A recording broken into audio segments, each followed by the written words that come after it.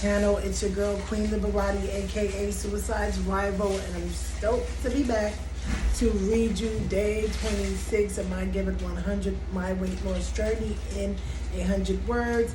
My last post was last week, and I'm back with another excerpt from my book. You can get my book on Amazon for $9.99 if you're looking for the Kindle version, or $12.99 if you're looking for the paperback. It's all up to you.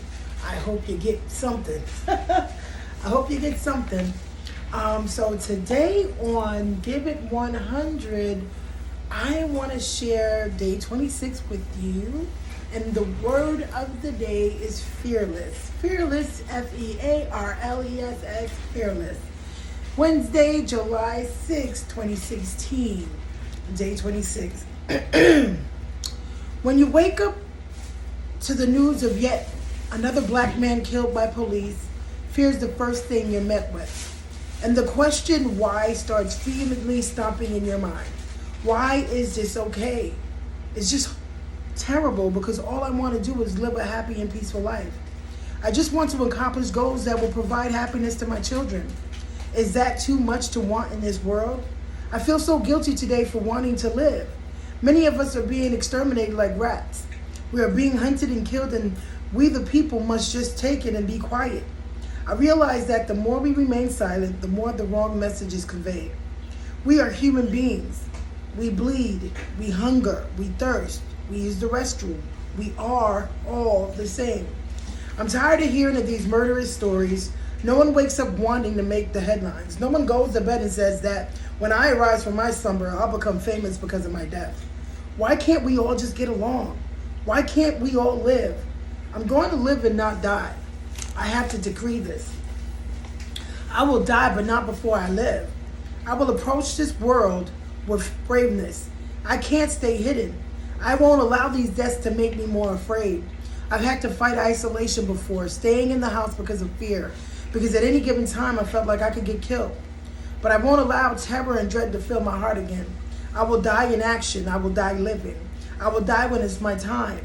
And I don't know that time, so I have to live my life fearlessly.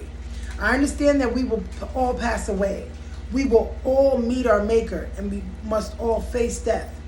Every day is a blessing, so I count them and thank God for each moment I get to make another memory with my family, friends, and loved ones. I have a goal, and I'll keep pursuing it relentlessly because we cannot die with our purpose still inside us. We must release it to the world. The reason we came here is to leave something of ourselves. Let's run to it bravely, knowing that when we do clock out, we will clock out having accomplished our purpose. Day 26. I dare to be fearless. Oh my God. So let's have a candid and very transparent moment. This whole week I've been dealing with doom and gloom and dread and the fear of death. And matter of fact, the ideations, this was that week for me. And I had to push through all of these blaring thoughts and ideas. Every day it's a thought, every day. Just like every day, do you make the right decision about eating, the right decision about going out, the right decision about this, that, or third, whatever. There are thoughts that bombard your mind on the regular basis, and giving room to them sometimes leaves you in a standstill or at a standstill. This week I had to fight through fear. I had to fight through the depression. I had to fight through the anxiety. I had to fight through all these emotions that tried to bind me and keep me down and keep me from opening my mouth and keep me from sharing what I believe I'm here to share. And a lot of times what I've realized, especially when we're dealing with mental health issues, it's very frowned upon, and it's very hard to come out and speak about it because immediately when you talk about it, it's a rescue mission and it's oh my God, you better not do it. Oh Lord Jesus Christ, it's a fire. Like, allow people those safe spaces to just come and just be and just speak to you when they're trying to articulate.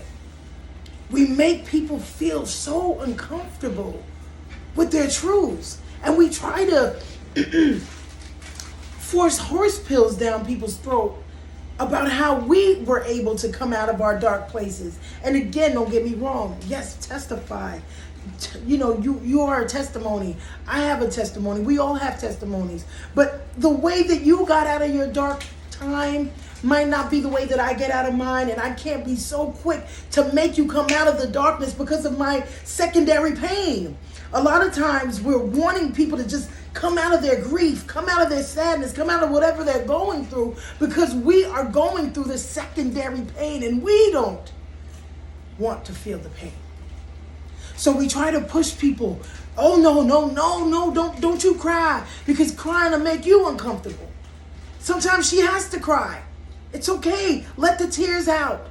Let the emotion out. It's okay. We are human beings created to cry. We're created with the ability to cry. We're created with the ability to smile, the ability to laugh. And we shouldn't take these things for granted. All of these things matter in their own space and time. And we cannot force people to be confined within your time frame. Yes, I go through these thoughts. Yes, I go through so many different things in life. And yes, I've been traumatized in so many different ways. And it may have taken you 2 days to get over the loss of your mom, or over the loss of your dad, or over the loss of your children, or over your victimization. It may have taken you 5 days to get it out your system, but it might take her 5 years. And as uncomfortable as that may be to you, that is her time frame. Allow people the space, allow people the grace to go through whatever they need to go through. You can't push religion down people's throats as this antidote that's to cure all. God doesn't cure. He is a healer. And he is all encompassing. He's beautiful. And I don't take that from God. But God is not a genie that we just rub and stroke. There's a purpose and a plan in everything that we go through. I want him to come in here and genie for me today. I would want God to come in here and just snap his fingers, and my life is just the way that I want it to be. I wanted him to come in and swoop me off of my feet and say, you know what? We're moving you right to this new location, and this is going to get better right now. And immediately clap our fingers, you're there. You've arrived to the pinnacle of grandeur that you always saw yourself at. You're there. But what would be the story in that? And I'm talking to myself out loud so that you can hear me. I so wanted to quit this week. I so wanted to not be here this week. I so wanted to not be committed to nothing. I so wanted to not care about no give it 100 book. I don't care. That's the feeling that I had. So what? But you know what? I do care. I do care, because I know that despite of everything that I'm feeling, all of these raw emotions that I am facing, I am facing them now. I am looking at them dead on. A lot of things that we've been doing and the way we've been coping, I am a giver, but it's hard for me to receive. And I realized the reason why. Because when I went downstairs to get $1, they said, come and get $1. I was molested at that time. So the minute I went to get the $1, my whole life. So the correlation, I tied them together today. It's hard for me to receive, because receiving means, oh wait, what do I owe for this? What am I going to owe you?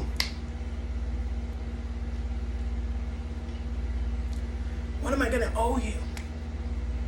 So no, thank you. It's okay. No, thank you. Okay. Oh my God. Okay. You love me. Thank you. Okay. I just correlated the two. I just put them together.